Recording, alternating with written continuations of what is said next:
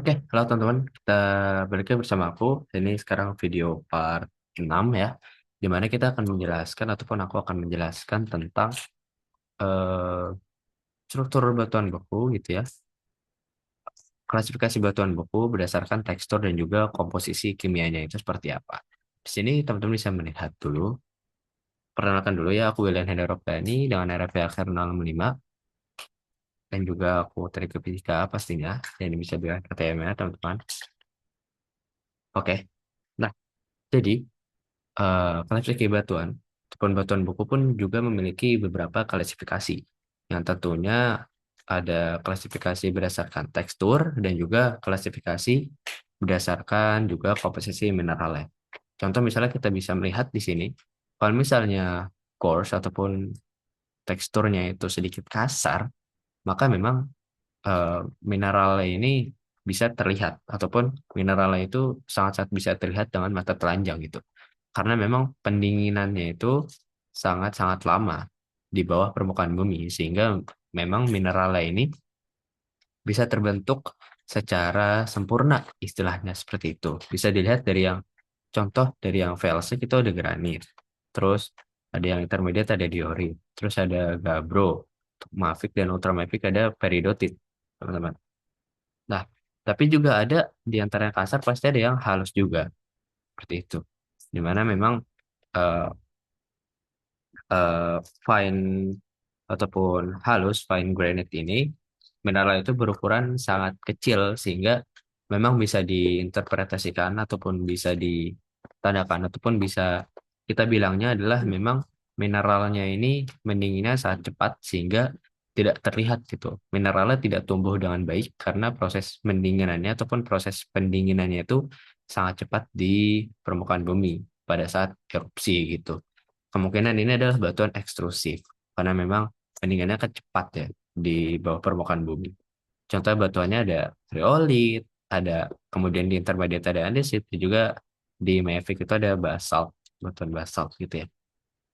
Nah, sekarang eh, berdasarkan komposisi kimianya ya teman-teman. Kita bisa lihat bahwasanya mineral biotit gitu ya. Mineral biotit ini dia bersifat sangat-sangat felsik gitu ya. Karena bisa dilihat bahwasanya kalau misalnya memang ke kiri, nah kalau misalnya ke kiri itu kandungan silikanya itu semakin banyak, sementara ke kanan pakai warna biru. Nah, yang ke kanan memang kandungan yang banyak itu adalah Fe ataupun magnesium ataupun besi yang paling banyak ataupun ya batuan ultramafic ataupun batuan mafic pasti banyak mengandung besi ataupun magnesiumnya gitu. Tentunya ini harus diuji lab lebih lanjut dan untuk bisa istilahnya nggak bisa dengan mata telanjang seperti itu. Tapi apakah bisa? Bahwasanya di batuan mafic ataupun di batuan ultra mafic ini terdapat felsik itu, terdapat kandungan silika. Jawabannya bisa, teman-teman ya. Karena memang eh, itu hanya dominannya saja. Di mafic ini dominannya adalah besi dan juga magnesiumnya. Tetapi jika memang dikatakan apakah bisa, contoh nanti kita menemukan batuan, dia itu batuan mafic, ataupun batuan basa, tapi kok ada silikanya? Memang bisa, teman-teman. Memang bisa. Cuman tidak sedominan Fe ataupun Mg-nya. Tidak sedominan besinya ataupun kandungan magnesiumnya, teman-teman.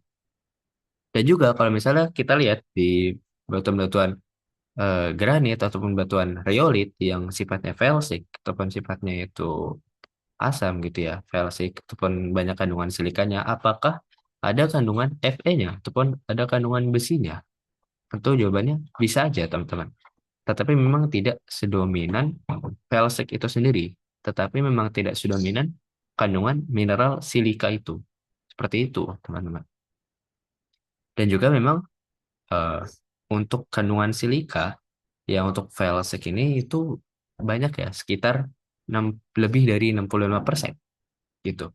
Dan sementara di intermediate itu ada sekitar 53 sampai 65%, 65% kandungan silika. Terus yang Mavic ini lebih kecil lagi sekitar 45 sampai 52% kandungan silikanya ya, dan Ultra Mavic itu kurang dari 45% teman-teman.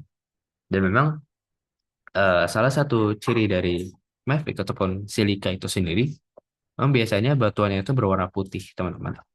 Karena memang batuannya itu kan eh, tidak basa ya. Pun yang membuat warna gelap itu kan ya kandungan besi itu sendiri ataupun kandungan magnesium itu sendiri. Sedangkan silika itu membuat batuannya itu bisa terlihat lebih putih. Sehingga dari warnanya, contoh misalnya nanti kita ketemu warna putih gitu ya, batuan beku dan itu batuan beku, kita bisa menginterpretasikannya ataupun bisa mendeskripsikannya secara kayak di awang-awang gitu ya, diestimasikannya itu batuan felsik.